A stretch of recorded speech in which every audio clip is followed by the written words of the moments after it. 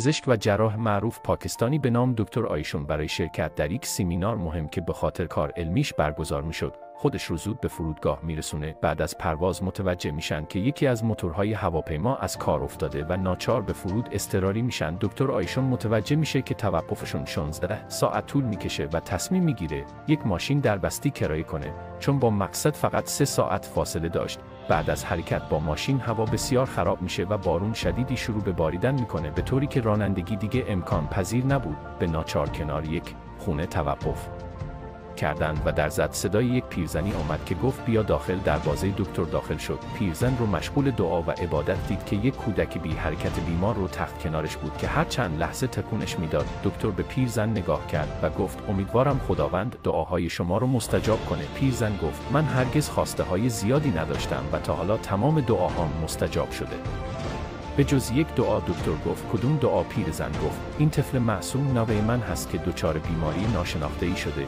که همه دکترای اینجا او را علاج نمیتونن. به من گفتن یک پزشک جراح بزرگی به نام دکتر آیشون است که این بچه را علاج میتونه بکنه، اما خیلی از ما دور است و من هم این طفل رو نمیتونم پیشش ببرم. دکتر آیشون در حالی که گریه میکرد گفت به والله که دعای شما هواپیما را از کار انداخت، باعث شد حتی هوا خراب و بارونی بشه تا اینکه من رو به سوی شما بیاره.